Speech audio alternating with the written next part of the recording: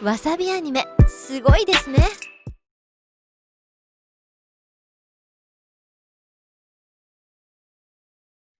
And hello, everybody. My name is Tom Croom, and I have not had a haircut since December. And with me, as always, is my hetero life mate and partner, Ken, Joey Snackpants, Nabbe. Say hi. Hi. I actually got a haircut. He got a haircut. That's why I'm still wearing the hat. So welcome to the second episode of Convention Nerds. Quick recap for those of you who, for some reason, skipped to the first episode. Convention Nerds is a weekly podcast where myself and Mr. Nabbe invite people who own, run pop culture conventions, or as Ken likes to refer to them, consumer-focused media shows, to discuss their shows, the industry at large, and things like that. It all got started basically back in 2000, or I went to my first convention back in 1989, 1990. It was a Star Trek convention. I won first place in the costume contest, and George Takei gave me a Dick Tracy movie poster and $20 cash. Flash forward to the year 2000, I went to an event called JCon in Orlando, Florida, where I met this guy, Ken, who was hosting a Transformers panel, which I promptly sat in and corrected everybody hosting it with him. Next year, started an anime club in Orlando, Florida called Wasabi Anime. And then the rest of it's kind of history. We do conventions, we do events. So I've had my foot in fandom for some time, which means technically I now qualify as old man. And I'll toss it over to Ken. Well, my name's Ken Nabbe. Tom and I met, like you mentioned, 2000 at JCon. JCon was the show that I helped run and owned from 2000 2009, Orlando, Florida. We were the offshoot of the Japanese Animation Club of Orlando, which was the official anime club of the University of Central Florida. We used to meet on campus and have watch VHS tapes on 19-inch TVs with scripts, walking both ways uphill to get to the TV. You can't say through the snow because it's a Florida college. I know it's Florida, so can't have that. And we talked about doing Convention Nerds ages ago. The problem is that Tom and I were always at a convention. Yes. Therefore, we had no time to run a podcast or a feed for Convention Nerds. And now we're all stuck at home. So now we have plenty of time. So thank you, pandemic, for facilitating the show. That said, segues nicely. I am going to prologue before we do an introduction that nobody in the three windows you see had a conversation regarding wardrobe before we logged into this call to do this show. So none of us planned to all wear our MomoCon shirts, not just shirts, the identical effing shirt. Jersey. So, yes. So with that, please give a warm welcome to Jess and Stuckey from MomoCon. Thank you for coming. There, we're clapping. There's a clapping sound. Hey, everybody. Hey. Hello, Internet. Hello, guys. Yeah, you got to thank MetaThreads for the design on this. It looks really good. I wanted to be different, and so we're always matchy, and I didn't know that it was going to be matchy across the board here, but I feel special because I wore the 2020 shirt, so yeah. Yeah, like a lot of the PR always wants us to wear the same clothes. I don't know. Yeah. Well, the shirt is just so comfortable. That's the thing. It's not just this is a super comfortable shirt. It's a nice shirt. It's a nice shirt. Like I said, my wife gave me a hard time about buying it because it's not a cheap shirt. Yeah. Good colors. I love all the merchandising behind you guys. I thought it was always my goal is to have that kind of logo, being able to splash it across whatever I was doing. It never got to that level, and I've always been impressed year after year about what you guys are able to put out there and how it all ties in your theming each year. So. It's really nice. But to segue in, we know who you guys are, but if you guys could introduce yourselves and explain your positions within your convention. Sure. You go first. Sure. So I'm Chris Stuckey. I am the co-chair for MomoCon. So co-owner, co-chair, along with Jess here. Jess, if you want to. Oh, I didn't know if you had longer one. I don't know. I'm the fun dad. Hi, I'm Jess. I'm the founder and the co-chair of MomoCon. Stuckey was around in year one, but he was relegated to watching sometimes when we forgot the subtitles, random live action Japanese stuff in a room. Yeah. And he was the champion and stuck around, and now we do this together. And it was definitely a thing back when we were on campus. I can talk about the event if you'd like me to. Yeah. Talk about MomoCon, what year you started. Tom and I know the transition. So I don't know if a lot of other people do. So why don't you give all of our viewers that background, that history? Sure. When I was in college, back in the before times in ancient Egypt, I don't know, like sometime so far back in the past that I can barely remember it. You know, I went to we- college too, in the before time. We had a pretty robust anime club, and we were watching VHS tapes that we ordered off from somewhere. And we had really great space at campus and wanted to see if we could start trying to do a convention type thing. At the time, there wasn't a lot of conventions that involved video gaming pretty heavily in the area, so we wanted to do a lot more with that. And we, of course, were the anime club, so we wanted to do a lot of stuff with anime. And since then, that was in 2005 was our first year. We expanded all the way through 2011 on Georgia Tech campus and grew very, very large, over 10,000 people in 2011. And we were a free event. We were the largest free admission event of this type in North America in our last year. And then it became unfeasible to hold it on campus because we just had way too many nerds. Yep. But, you know, hey, good problems. So we transitioned to a paid admission event that was held in downtown Atlanta, and subsequently moved to the Georgia World Congress Center, where in 2019, we welcomed over 40,000 unique attendees. So we grew a bit. Wow. Name them. Yeah. Yeah. How's that compared to you with the other large event in Atlanta in comparison to size? Well, we are half the size of DragonCon right now? Not in 10 hotels? What? Yeah, not in 10 hotels. Right now. And our trajectory, we had a faster growth because we're not as old as we haven't been around as many years. We have, for full disclosure, go ahead. I was going to say, well, DragonCon's been around for a while. Right. They were since the 80s and had a broad focus and was one of the earlier events and longer running events. And they've survived. There's a huge Atlanta history repository of all the conventions in Atlanta. It's actually really fascinating to read. Oh, they survived a lot, but they helped create and establish a community welcoming of events like this, right? So, I mean, DragonCon essentially was like the road paver, if you will, out front, leading the way for other events in Atlanta to get started. In fact, I think because of Atlanta, so many events exist in Atlanta compared to other major cities. Right. I mean, well, there's a really big base of, like, for example, cosplayers. There's outside of maybe Los Angeles, there's probably more professional level cosplayers in Atlanta than anywhere else in the United States. And a lot of that comes from 30 plus years of history of DragonCon, and people are used to the concept of it and they get involved in it very young, and it's a very developed scene in our region. Yeah. Well, we've seen, I mean, when Ken and I have obviously been to Atlanta way too often. I remember one time we were doing a tour of locations for an event, and while we were downtown, I don't know if it's there anymore, there was a steampunk store, like not just order online, whatever. It was a brick and mortar. And the fact that there's enough of a fandom ecosystem within one city that's not LA to say, hey, come in and get your brown leather and goggles. Well, it speaks a lot to the type of people that kind of congregate around there. I mean, Atlanta's always had its interesting pieces. I mean, with White Wolf Gaming being based out of Stone Mountain for so long, I mean, Atlanta was the epicenter for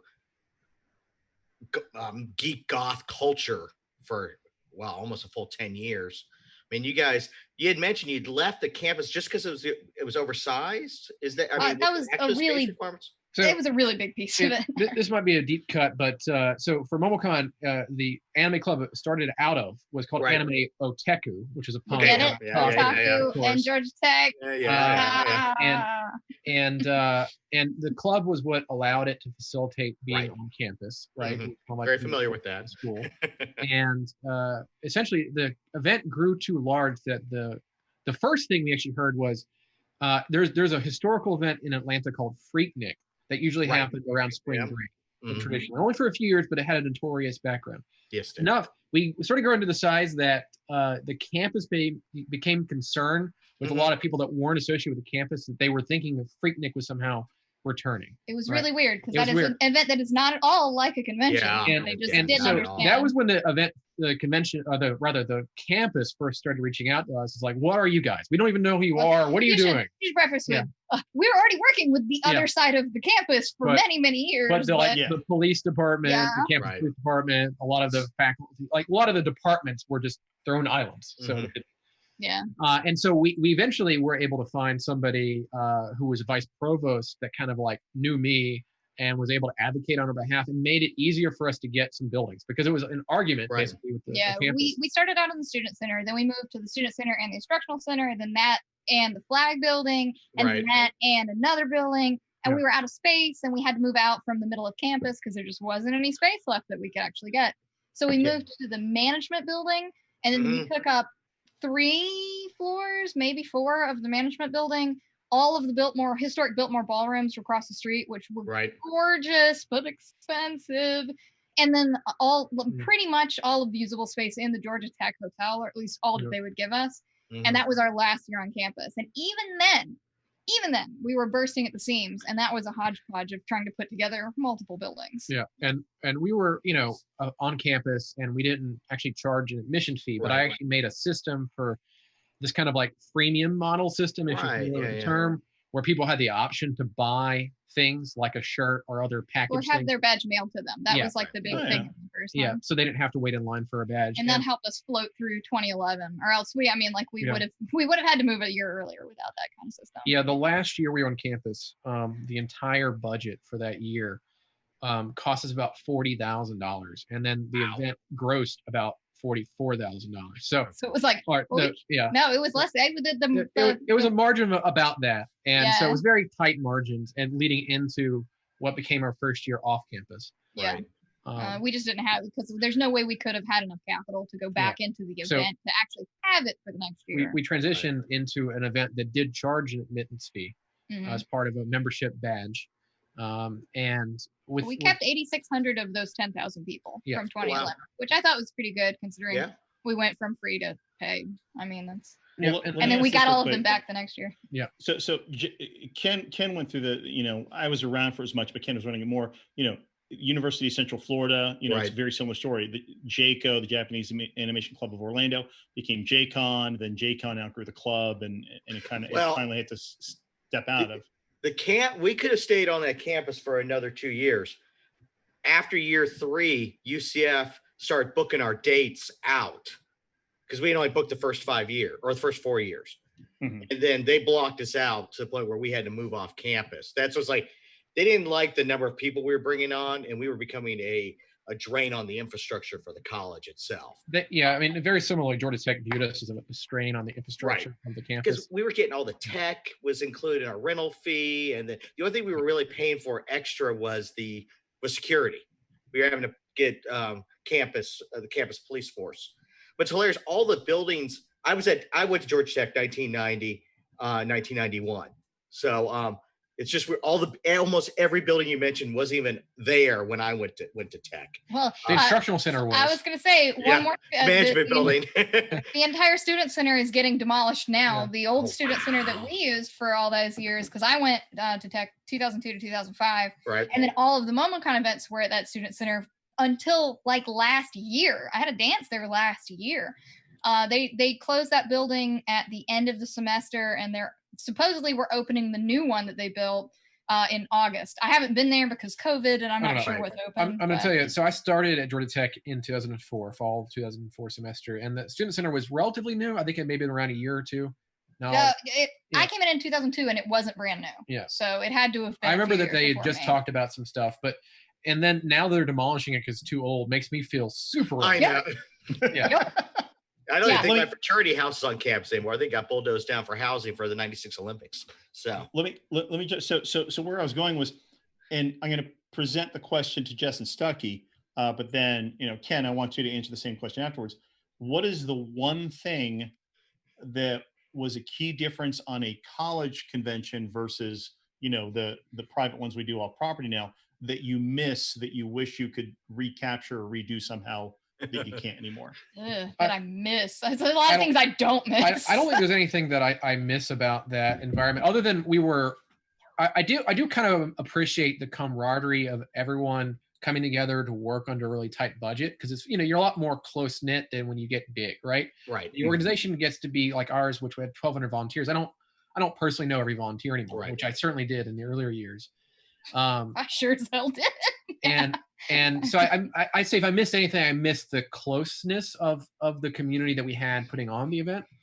We still have a pretty close community, mind you, but it is harder when you have 1,200 plus people. I miss the challenge of trying to bilk Georgia Tech out of money by printing things on their printers that are promotional material, but doing it through 4 or 5 different file names and logins and things like that, so I can print from Central PS. You're mentioning this on camera. They're going to come out and bill us for this. They Georgia can't Tech do years is later, send whatever. you an invoice. I have my degree. They can't hurt me anymore.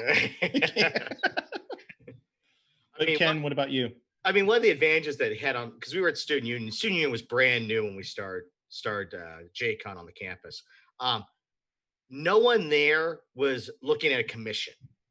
So whenever I was dealing with catering or I was dealing with the event team, they were always, they just were there to make things happen. There was no upsell. I wasn't getting a new, because with hotels, if you have especially for the events like we had, Tom, we're looking at a particular room rate and we're looking for, we've got the magical scale that we're trying to deal with, which means that we have really good hotel coordinators. Odds are they're going to get promoted to a new hotel. Mm-hmm. So we might hit it lucky for the time of contract signing that we might have the same rep at the time the event happens.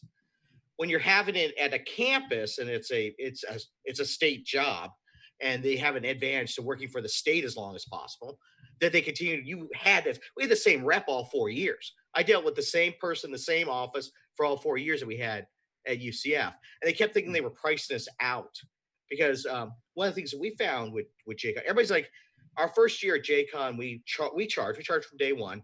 But we found out the first year is when we tried to get the volunteers for their volunteer hours, we were only charging $20 a head.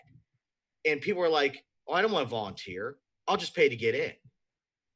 So we had to start looking at what that price point was where people were willing to volunteer versus pay. And that drove the cost of JCon for years, not the overall budget, but what was that threshold of getting enough volunteers on staff or staff on staff versus, what they were willing to pay to get in. So that was one of the biggest factors in that piece, just the labor market. And when you do your first year, like we were only expecting 250 people at the first JCon, and we had over 500. So, all those, but the advantage you had on campuses, hey, you could run down, get something printed, or you could run across, or parking, or you never had an issue with parking on campus. But other parking things was pretty good for us too on campus. Better. Well, I say that it was hard to find where to go, but once you found campus, you knew there was a lot of parking that you could get. And now we're downtown, and now everything costs money. Yeah. Yes. So had COVID not happened, what year number MomoCon would 2020 have been? 16. So this would have been 16 years. Okay. Yep. We need to be more consistent about how we describe it going forward. Is it the 16th year next year, or is it our 17th year and 16th event? I think somebody always put the year at the end. JCon only put the year on the end instead of having the numbers. It just made life that much easier. Yeah, we never did Anime Festival Orlando. The other Orlando show was 1, 2, 3, 4, 5. We just put the year at the end. We only describe the year in some of the literature, like flavor text and things like that. It's always like MomoCon 2020, MomoCon 2021. Yeah. I feel like we're going to have to count 2021 as our 17th year, because the 17th year the organization has been in existence. It's kind of what we're actually saying. Yeah. Because we never really refer to the number of events that we've done. No, that's true. It's 17th year of MomoCon. Yeah. And we did do an online event. So yeah, I'll say we'll do technically 2 events in 2020. So because you guys are doing the one in the winter too. Yeah. Yep, we'll be doing MomoCon Let's Get Digital, December 11th through 13th. Oh wow. Okay. So which segues nicely. Let's go back to your digital event. Stucky was posting, and I was replying. We were having a conversation on LinkedIn about how the whole digital convention, and I'm on record as saying I hate the term digital convention or online convention. I don't like online event. There's no such thing unless we're in Ernie Klein's VR mode. We're creating convention experiences, or trying to replicate stuff. But that said, Stucky has some pretty, not just strong opinions, but apparently he's been spending all this time quantifying and crunching data So describe what you were talking about engagement and the fall off engagement that you've seen. Sure. So I've watched about 40 fandom conventions online experiments. They've more or less been consistent between them. Most of them are doing multiple days as opposed to one day. Most of them are doing more or less panel and events streamed on a platform, and the vast majority of the platforms have been on Twitch, though some have done custom platforms, used YouTube or private Vimeo Pro account link. And so about 40 is what I've watched in total now. And I've been watching these events since late April was the first one, I want to say. That first online experiment, if you will, for these events that had stopped happening in late March. And so I've seen big events like Anime Expo. I've seen really small events. And so, but they're not inherently that different other than their ability to bring in and create new content. That's the biggest difference between these events. Yeah. And then I've also watched ones that are not just anime, but like Gen Con had a pretty good built online event that had a lot of different aspects to it.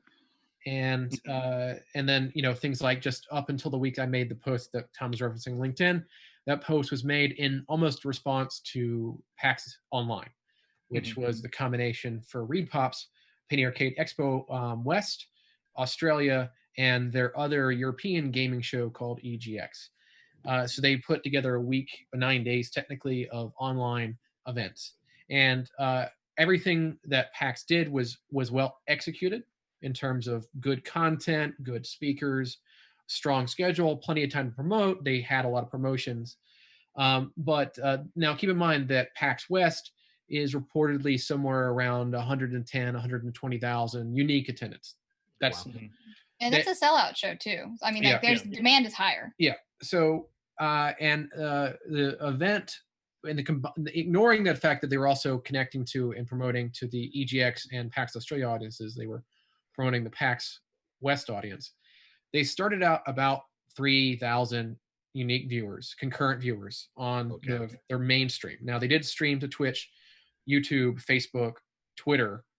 I don't think I missed anything. Stream to Twitter? Yeah, you can. Yes, but there was like 7 people watching Twitter and like 10 people watching Facebook and like 30 people watching YouTube. They didn't promote the other channels. Twitch was where they promoted people to go to. They had 3 channels. And again, PAX, I can't dismiss anything that they structurally did for this event. It was well planned. They had engagement on the Discord and everything like that worked out pretty well.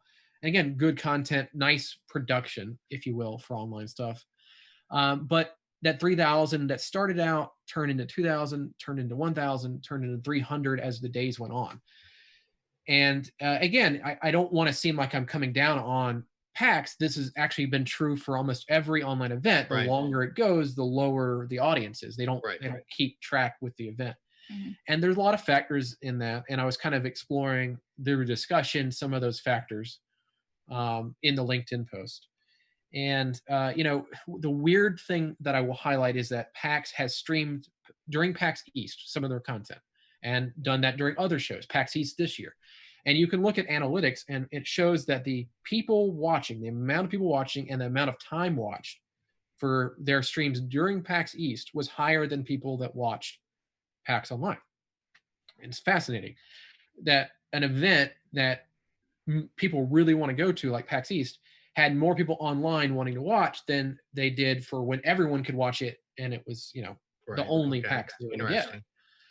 That was also true for Anime Expo. Their numbers for Anime Expo streaming was higher than at Anime Expo's online stream. Again, I'm not critical of these events. I'm just sharing data. Well, no, data's data. Yeah. That said, out of the 40, you said you sat through 40. Yeah.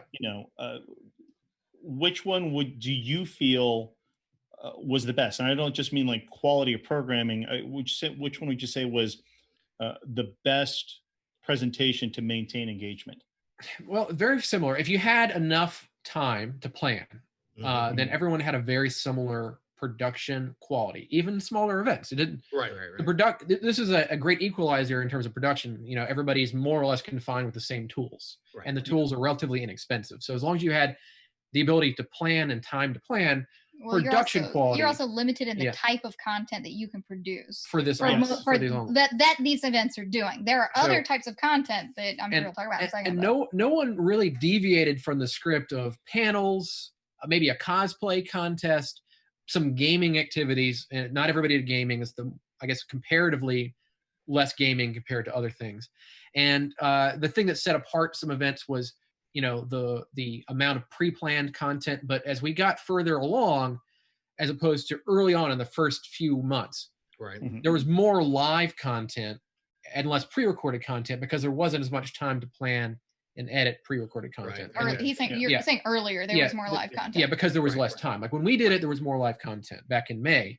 But as we progressed, you watch San Diego really kicked it off with entirely pre-recorded, no interaction for their YouTube premiere videos. And then other events proceeded with having similar pre-recorded content versus having any live stream content. And as opposed to interaction. Like that's the big thing that I was positing is missing, is that here we're talking, and theoretically we can be responding to chats. We're live right now. I do have chat pulled up, and if there is questions, we can comment. That was not possible in the panels because they're pre-recorded. And I think that is a component that's missing that might happen at a live event. But going to back answer your question was is if anybody did anything particularly interesting. And again, the answer is sadly no. There was nobody that really deviated outside of that basic thing. In terms of like who maybe had the best viewership in terms of like viewership versus overall base of attendees, that'd probably be Gen Con. Gen Con online had multiple channels, and their channels were highly engaged compared to PAX or to other gaming events or even anime events that streamed. And as a percentage of the presumed 50 to 60,000 attendees that attend PAX or to attend Gen Con, they had a consistent 2,000 to 3,000 for most programs over the 4 days they did it. 4 days they did it. So they had the best turnout if you want to look purely at numbers versus overall exposure. Like Anime Expo, 110,000. They had about 8,000 watch their concert at one time, like the concurrent viewership. Right. 8,000 watched the concert, but the programming was 2,000.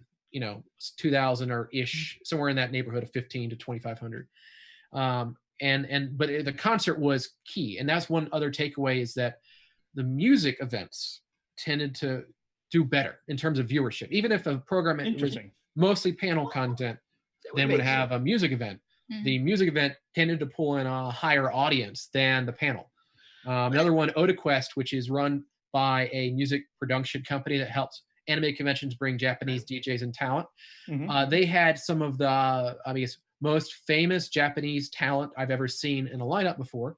All together. Yeah, very topical too. They had the mangaka for Beastars. It was a big thing. Haru Itagai, if I'm saying her name correctly.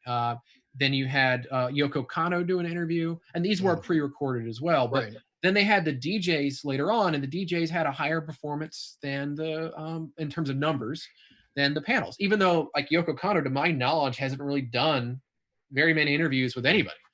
And you think that would be appealing. I mean, as an event organizer, your brain is like, oh my goodness, everyone will want to see this, right? That's like, because it's amazing to be able to pull it off. It's one of those things that can, let me jump in first. So here's my thing though. So for example, using your Gen Con benchmark there, you get a lot of engagement on the front end, especially with these live events or these concerts and things like that. But like Ken and I did an event for Gen Con, and I think at peak we had 500 people watching at once. Afterwards, though, if you look at the video, it's garnered, an extra 1,600 views. So, is there a way to quantify, or have you looked into quantifying the success of, hey, we had the live thing. Now that we posted it, there's more value afterwards. Very few people are posting their content after the fact. I'm not saying that no one is, but especially the Japanese guests are less comfortable. Even for the content that we had, culturally, for one reason or another, Japanese guests are less comfortable with having a long-term video available easily for some reason. I don't quite understand it, but I know it's a common request. The other aspect, I guess I would say, is look at San Diego Comic-Con. San Diego Comic-Con chose a method of YouTube as their primary outlet. And unlike YouTube Premiere, which is a function of basically taking a video and live streaming it the first time as a premiere, they just had the video private until they marked it not private and they had the schedule, and you open it at the time, and you could start watching it. But it wasn't. There was no chat window, no experience, and they turned off comments to all the videos. But and so certainly it's not apples to apples, but largely speaking, people have not gone back to watch the San Diego Comic-Con content. Most of the views, like 95% of the views, which was low, mind you. Like Keanu Reeves' panel still has less than like 80,000 people that watched it in total. Like, okay, you think that would go viral in any other year, but people are not really watching it. And it's accessible. I mean, they promoted the crap out of the YouTube channel. Yeah, but with the pre-record stuff is very much, you don't have that, you don't have FOMO. Okay. Yeah, it's like I would be more apt to watch a video of a panel that happened live after the fact than I would be of watching a pre-record panel. I do agree, and I commented. Well, that might explain the concerts. Well, the concerts are more passive, Tom, because like when we went to see Momo Clover Z at AX, I wouldn't have dealt with that crowd if we didn't have the seating we had. But I probably would have watched it. And it's something I can have in the background because it's music. It's not something I have to be much like we say subs and dubs. Yeah, you have to actually sit down and watch subtitled anime. But you can do 6 or 7 things. Your entire career is based off of being able to do something on your laptop while something's playing in the background. Yes.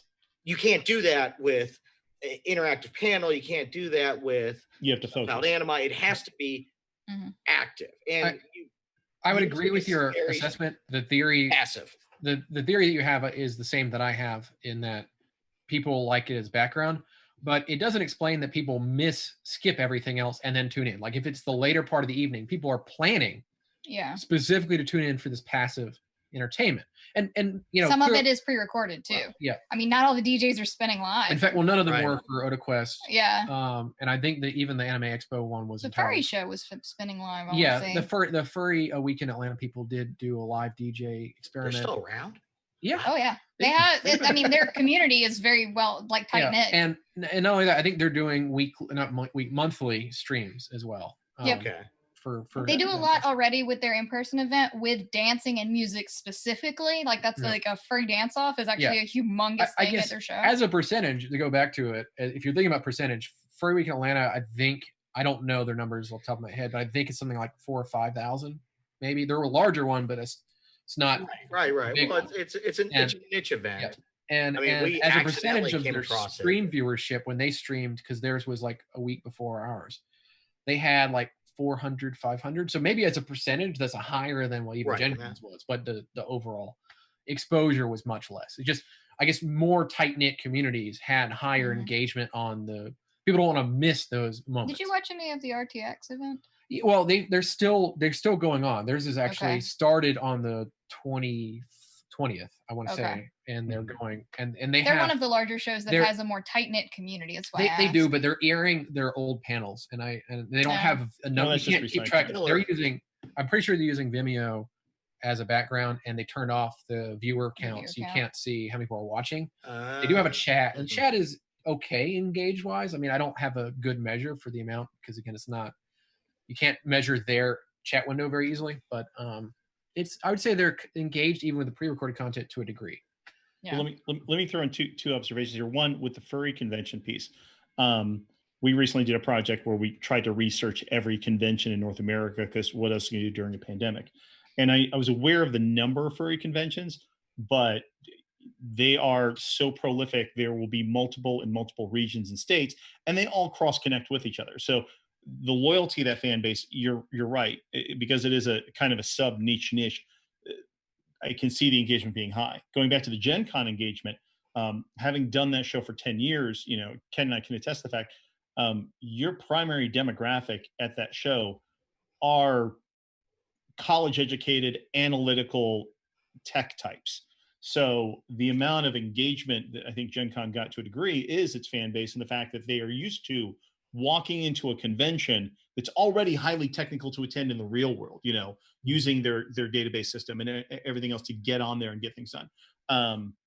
But, you know, those are both kind of specific anomalies with the broad strokes here, which is, you know, our anime cons and our pop culture cons. you're just saying, I guess we're just saying, we're doing this content piece, but people aren't as engaged, or they're just not connecting, or it's only passively. I'll mention one other piece of data, which is and they're closely guarding most of the data, so I won't feel like I need to share it, the numbers exactly, but the amount of people that are watching the first set of guest-driven, mega celebrity guest-driven panels that were private access, meaning you had to buy access to it, was relatively high. I don't know if they've kept up with that because I don't have consistent information. But there was, 10,000 plus people watching for the one hour panel of the Stranger Things kids that had paid to get access to it. Right. Now, I don't know. I think Wizard World and GalaxyCon were the primary drivers for the paid access to guest panels. There's been a few others, but the ones that are recurring month, like by every other week kind of situation, those two organizations were the ones driving that. And I think they've slowed down from what I've observed. You can look at their Twitch channels. Wizard does on Twitch. GalaxyCon sells through a service, so their information is more private. Yeah, Grotix. But that was initially very powerful. But I think because it was a bite-sized piece of content. And as another data point, one of the only anime conventions to charge admittance to their event was Otakuthon in Canada. And they charged $15. Largely, I believe that was mostly to cover the fee for VFairs, which is the software they used for their program. But they included, if you bought early enough, a badge that they mailed to you. Yeah, and they went all in, though. They had your virtual exhibit hall and all that stuff. Yeah, we had a virtual exhibit hall, but it wasn't virtually represented in the same way. VFairs was the software that made the virtual software. And an actual production company, strange that I know them, but they're in the Smash world. They've done a lot with Smash tournaments. They had hired a Canadian production company to interface with VFairs to allow for VFairs logins to connect with a private live stream. So they used software and credentials to make a live stream private, so it wasn't just on Twitch.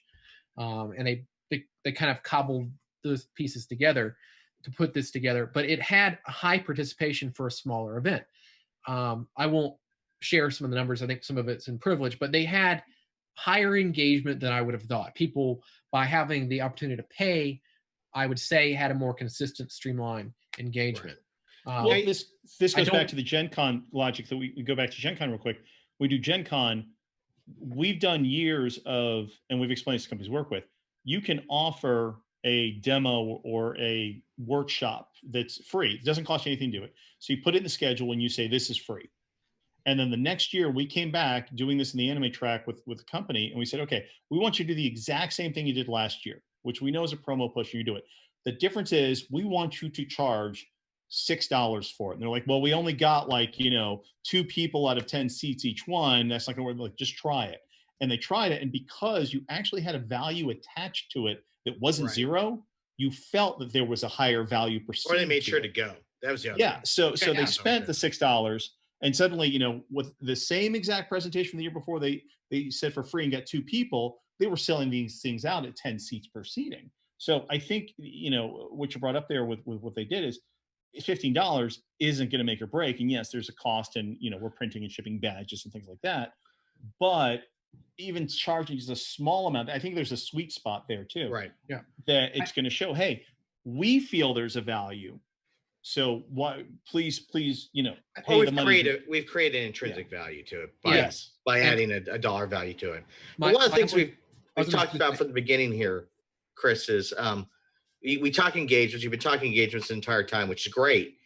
But as a convention, you would look at the physical engagements. How many people do you traditionally have in your main events hall for any one particular panel?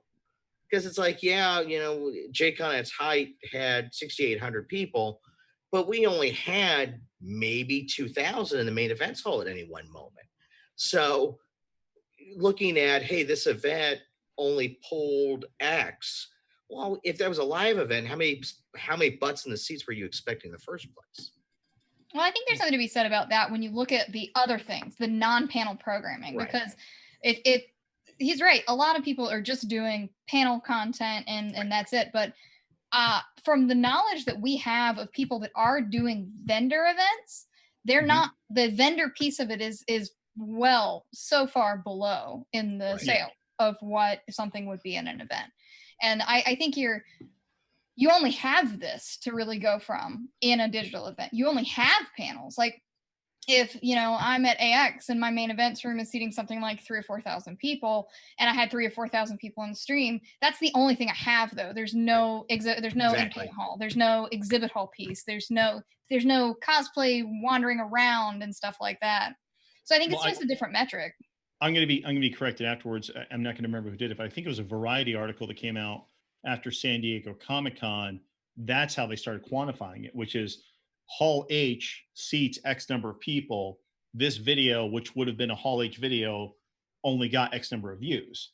And so, and that was the beginning of the conversation earlier this year of the, how do you gauge if that was successful or not? Well, but Hall H is always going to be a bad, just the way that San Diego runs Hall H is asinine in itself. It artificially inflates some panels because people are warming seats for later panels. If they did true room clear, it'd be a completely different set. That's why, I've never been a real big fan of the Hall H. Yeah, I agree. The model for engagement based on numbers of viewers is questionable, because if you for some small panels especially, maybe they're getting significantly more exposure than they would have at the show based on number of eyeballs that viewed it.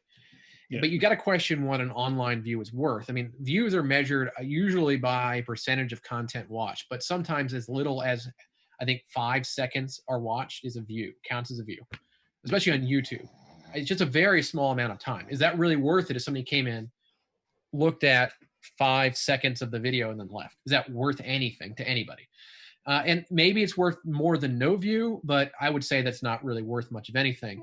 But so that's why another metric can be used, but it's harder to quantify, is minutes watched. Right. That would be, minutes watched. And you can equate that to if your panel room that seats 500 people, 70% full normally, just say for a panel, and you multiply that for an hour-long panel, that's the amount of minutes watched. Right. You can more or less compare that with online content, I think, in a similar way. And that might be more true measure in terms of a content. It's just harder. Minutes watched or percentage watched? Because if I'm a 30-minute presentation and you've watched 15 minutes, that's 50%. Yeah, I would say minutes watched is probably, because there's no quantifiable way to go back afterwards and actually check a percentage watch of a live stream. It doesn't really work that way. Right. Maybe YouTube video, but usually only the creators have access to percentage watch of their video content. Not something you can go back and externally look at after the fact. Bringing up something you brought up, though, is as far as the, is 5 seconds counted as a view and that nature, and you're more well-versed in this than I am. This kind of goes back to the old school convention argument of uniques versus turnstiles. Right. What streaming services count Tom watched the same movie preview 5 times as 5 times versus IP or logins or people? I mean, is there a consistency in that within the streaming presentations, or is it inconsistent? It's a little inconsistent. They all have a variety of numbers, but it's all short. It's all, in order to count the difference, and that's why I use live concurrent views as a demonstration, because it's kind of like who's in the panel room now. Right. Yeah. It's a good metric. And it's about one of the best metrics you can measure, because you can also measure it over time, like pick up and then decrease. It's very visual measurement. When you look at analytics, you could see increases for panels. Like for PAX Online, their marquee panel was Acquisitions Incorporated, which is their version of like a live D&D play with some celebrity people. And that one was their peak panel and had about 3,200 viewers at Friday. But the stuff before and after it was a mountain just for that content, and then nothing comparatively. Well, you also have to think about I think the important thing about this is the audiences, which is why, I mean, we're doing a December event, but we're doing it radically different and for radically different reasons than we were doing a May event. A lot of you've got an audience of diehards for a lot of these in-person events, and then you've got an audience of casuals. And it's just, I've got something on the weekend to do with my kids. I like the costumes. Maybe if they're Dragon Con fans, I go down to the parade and it's cute and everything. And in my opinion, all of the shows that didn't happen this year felt the need to do something for their dedicated fans. And that's who we're seeing a lot of the people going to this content, is just the dedicated fans. And I think there's something to be said that that needs to be done to connect with people, to keep your brand in front of people, to make people know that you care, that you're still there, that we want to have an event. My God, we absolutely do. And to that extent, I think Dragon Con probably did the best job with that. Out of all the events I've seen, they went above and beyond in terms of having badges available. They made a very good Discord server. Several events have made Discord servers, but I would say that Dragon Con probably did the best job. And the Discord server was what allowed people to role play the convention experience, if you will. More. Okay. And I loved the way they handled their parade. The parade was fabulous. And so I'd say that they went better in terms of catering towards the hardcore fan audience that attends Dragon Con. And keep in mind, you know, I would rank Dragon Con's fan passion for the people attending that event much higher normally than other events. Like, right. Oh, absolutely. The people that go to Dragon Con are super fans of Dragon Con, by and large. And not to insult any other events, even our own event, no. I would say MomoCon is not as dedicated as the audience for Dragon Con is dedicated for Dragon Con. I don't know very many events that are. I can count on one hand the events that I think are in the same category as Dragon Con. Well, the crucible of just attending a Dragon Con event is, going from hotel to hotel, up the hill, down the hill, trying to figure out where everything is. It sort of creates that, hey, I survived. I want to continue to go. But like one of the things Jess talked about, you know, even the reasons I went to conventions 10 years ago versus why I go to conventions now. I mean, I have the whole virtual thing. My kid likes seeing costumes. My 5-year-old wants to see costumes. She wants to have her picture taken with costumes. If she goes to a convention or an event and there's not costumes there, she gets very upset. She wants to see them. So that's one thing she's missing with this whole virtual piece, because she's not going to sit down and watch any of that stuff. But of course, you know, when we were Dragon Con, she's at the Marriott. She's meandering about. She's dressed as Spider-Gwen. She's finding other girls dressed as Spider-Gwen, and she's having pictures taken. But it's just something that you're missing here with this, you know, disconnection that we all have. Well, I think it's something that as showrunners that we just, a lot of times you can't see the forest for the trees in a lot of cases. And I've seen this with a lot of showrunners. And I mean, I can't say that I'm not guilty of it sometimes too. It's, you put a lot of effort into something, and sometimes you're putting effort into it, and it's valuable effort, and a lot of people appreciate things that you're producing. Right. But sometimes the magic comes from a congregation of people, and it's not something you're doing that's necessarily doing it. And I think that's true of any event. I think that's true of tiny shows. I think that's true of stuff all the way up to Dragon Con, you know, like that's very, very large, or San Diego or something like that. It's not always the showrunner's direct input or direct action that's making the value for everybody, because there's a bunch of different audiences. Oh, no. When I worked for that giant anime show out west and, you know, had access to surveys and information, my favorite tidbit of data we would always walk away from was the post-show survey of, you know, the top three, number 3 and number 2 would always vary. It could be this year it was I came to the convention for guests. This year I came for vendors. This year I came for whatever. But the number 1 reason never wavered. And it was the quote, to hang out with my friends. Right. So if your friends are all going to the same place, the quality of the event you create around them as a promoter obviously is there to enhance an already set expectation of their interaction. And that's what, you know, going back to Dragon Con is legendary for that, because it's a bombardment of I'm here to see people, or there's so many people to see, I will find people to see. And, you know, I think that's literally the hurdle we're having right now is, you know, hey, we can replicate pieces. We can replicate your favorite panel. We can put you in front of a virtual vendor's room to go shopping. We can virtually do this, but it's a loss in translation. It's just never, you know, I love my Impossible Burger, but it's not a burger, you know? Well, and it speaks really highly to in-person events. Right. When it comes back around, and when we're past the stage of humanity, I guess, and the world, in-person events are set to still be incredibly valuable. None of these experiences are making that same impact. Well, they're just not. And there have been a few events that have done virtual components that were their VR, the VR chat. Now, you didn't have to have VR, mind you. Probably a good percentage did not. There was Dokumi, which is on our weekend, that did a virtual VR chat world. It was more or less simple with a few booths. Wasn't anything too extravagant. There was a virtual Comiket, which is the Japanese Right. Yep. comics show. Was not done by the same people, but they went with like VKet as opposed to thing. And it had artist alley booths. There was Lightbox Expo that did a similar virtual booth setup as well.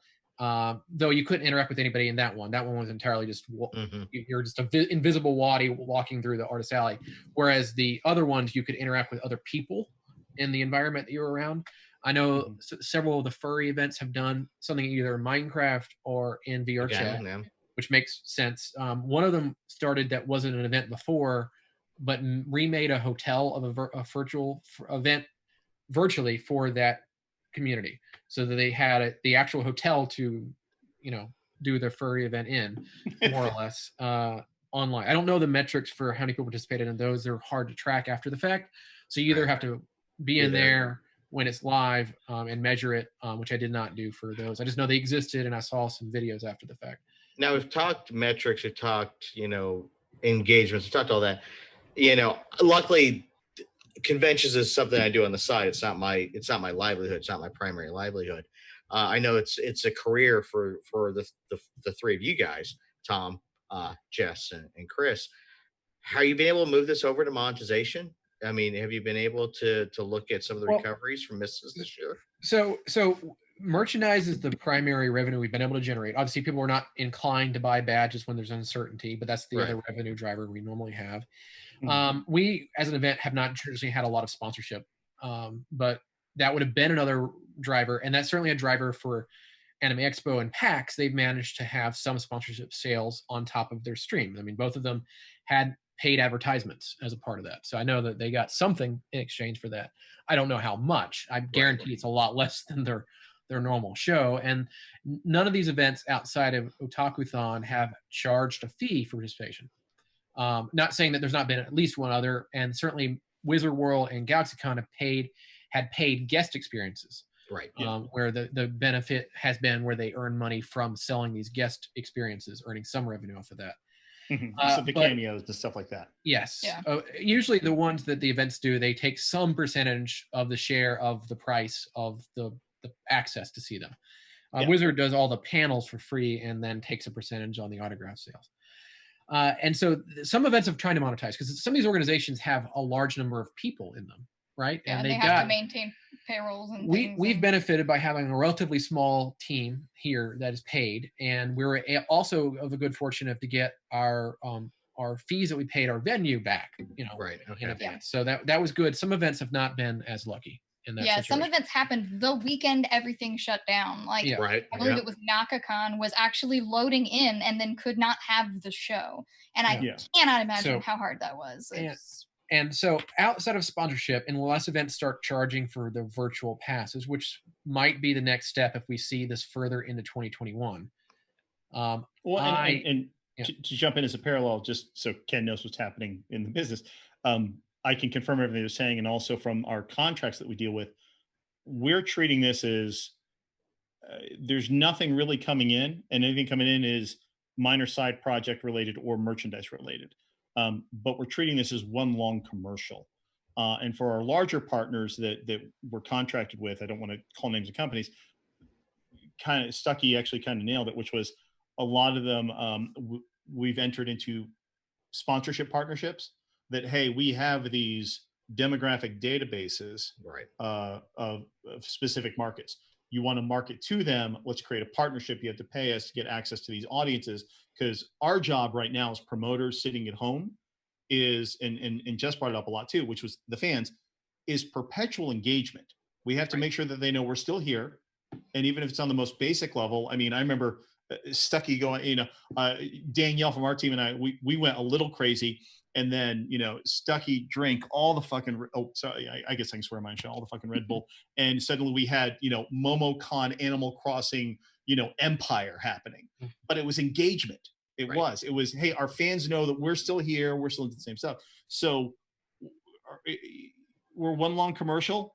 And then, disclosure of what they said too. We were one of the lucky ones. We had properties and negotiations that allowed us to get the money back to carry us back into next year in a lot of cases. So, but as we've all heard, there are horror stories out there of these other poor organizations and conventions, and you bring up you mentioned GalaxyCon. If you look on GalaxyCon's website for one of their upcoming shows right now, I think it's Minneapolis or one of them. There's Mike wrote a eviscerating letter, being transparent, going, "We don't want to move forward. We're waiting to hear back from our venue in the city. It's them, not us, kids." And that's kind of where, and you kind of have to be there. So, well, and a lot of people don't understand. I mean, all of us have run events. We've all dealt with the budgets. We've dealt with that, and a lot of people don't understand those ongoing annual costs of all the infrastructure. It's not just that weekend, and it's not just leading up to that weekend. It's keeping everything going, keeping the wheels on the car. Being able to set those things up. The engagement. I don't have to pay for the website for only 1 month. Oh, Jesus. Yeah. That kind of storage stuff. unit. I don't have to pay for my storage unit for just 1 month. That's why we rented everything, we just leave it on the street. We rented everything. So, but we have so much crap. Yeah. Well, we're coming to the end. So I want to end on this last question then so we talked all about virtual events. You guys ran MomoCon line in the spring. What is going to happen at your December event that from everything you've learned that's going to be different, or what we should watch for at your upcoming event? So the idea that I have is to try to find a way to make it more engaging. How can I make the content itself something that when you tune in, you both know that it's live, not a question whether is this pre-recorded, is this live. So there's just hold the newspaper out. Yeah, basically, yeah. And you have the it is 9:26. Yeah. You have the opportunity to engage with the chat, and ours is for charity for Feeding America. And then the charity, we want to do something for charity, number one, but there's a selfish reason, which is by fundraising for charity, there's a stake in it. I feel bad about just trying to get money for us, right? That'd be kind of, as much as we want money, it's also not really a great idea to go out there and broadcast we want, please give us money kind of situation. But if we do it for a charity, we now talked about that $15 mark before. I don't know if we're able to generate content that I truly would feel comfortable charging for. Exactly. But if you can give somebody a financial stake in it, such as by encouraging them to donate to a charity, and our charity is Feeding America. And use that interaction like some of the other charity events do to compete with other members, to make somebody on screen do something silly or wear a mask or do some push-ups or things like that. Right. And we'll have some pre-produced content, but mostly live content. Yeah. The pre-produced is mostly gap filler between the live content, as we will be producing live content for 3 days. And there will be some kind of structure like a panel, but we're trying to avoid panels as much as possible. I think people are paneled out. Or to make them interactive, like having interviews while you're doing something else. So, I mean, as an idea, I don't even know if we'll guarantee this will be what we choose as the final thing, but one might be if the guest is comfortable with it, the interview is taking place while we're playing a game together like Fall Guys or Among Us. Something where there's interaction and something else going on screen, and things could happen in real time that change the course of it. So you don't necessarily know how the panel's going to work out at the start of it. And that is the audience not knowing either, so they're more compelled to pay attention. Right. That makes sense. So the basic core idea is to shake the idea up a bit, add a compelling reason to tune in, and hopefully make a difference with the time we're spending. I mean, marketing is great, and we want people to know we're here. We want people to know that we're here, so when we can have the next physical event, they come out and they remember us, and we're not an afterthought compared to other events. And those are all true things, but there is also a matter of what are we doing with our time, and how can we make the time that we're doing better for everybody, right? And one of the ways is to do something that might help raise money for charity, right? And I'm concerned about the economy at large, and I know that food banks and food shelters and the like are running low on their normal things. And so I think something like Feeding America can have an impact across the country. So it's not just localized to here in Atlanta. Yeah. And have an impact on helping that. So that's kind of the thought process behind it. And it is similar to a GDQ or a Desert Bus for Hope kind of fundraising mechanism style, but with a convention spin on it. Right. What are the Oh, yeah. dates? December 11th through 13th. So December 11th through 13th. They want to find out more. It's momocon.com. Digital.momocon.com is the direct Oh. website. They have more technical URLs than we do. But Yeah, subdomain is the technical term there because it's digital dot. So it's actually a different website, and we're working on getting it to be Oh, slightly that more looks distinct. nice. I think Oh, you guys are on actually- the main website. yeah, we pulled it up yeah, on our screen. If you click the digital at top there, Digital goes straight to it. Yeah, so that'll go to the digital site, and we'll have more updated information. We're conducting the first test will be October 3rd. We're conducting a series of experiments on Twitch to educate people what we're doing. So we're going to try out some of these interactive formats weeks leading up to this because we're both trying to learn from it. Right. And we're also trying to educate the audience at large. This is not just another MomoCon online. This is something different. And it's going to take time, and it might not even be done immediately until the event starts rolling. But we hopefully will communicate that far enough in advance that people tune in. And we're gonna get all of our friends and us to do stupid shit on camera too. Yeah. So Perfect. that's half the fun. Stupid shit Because on that's the camera's important always thing of good. the internet, Yeah. doing stupid shit in front of a camera on the internet. And I think that's the perfect way to end this conversation. All conventions were all talking head panels, and they evolved to the point they are now. This evolution is getting much faster, so we push to be much faster. And you guys do a great job innovating. Very impressed. Perfect. All right. So one last time, digital.momocon.com. MomoCon on pretty much every social media that's available out there. Do you guys still have your MySpace page? Technically, I think it's still up, but we haven't updated it in a while. Yeah. Well, I'm disappointed. We had a in that. live journal too. Yeah, we had the live journal's definitely dead though. Yeah. It's still up, but it hasn't been updated in several years. We're Okay, working on well, a TikTok right now. It's going to take some time to get ready. But I will wait to see Stucky dancing on TikTok, and then my life will be Good. complete. You should. need to make Hey, that a I'm doing a workout video. If you haven't seen the promotion for Digital MomoCon, if you see it on our Facebook page, there is Oh, a man. Let's Get Digital workout video starring our Renee and Winston and me. And I have a very creepy look while I'm lifting weights in it. she went for Momo- that. I did. It was Momo very. Yoga is next on the hit parade. So Oh, yeah. All right.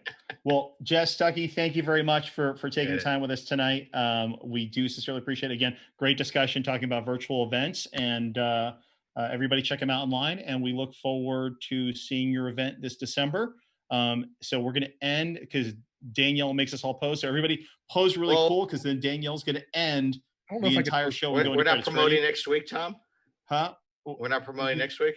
Next week is we're going to talk about holiday conventions with Holiday Matsuri. Matsuri. Nice. Because we started out with socially conscious shows. This time we're talking about heavy into digital. Next year, everybody loves a good holiday, and we found a holiday convention to talk to. So 3, 2, 1, we're all going to pose, and good night, and we'll see everybody next week.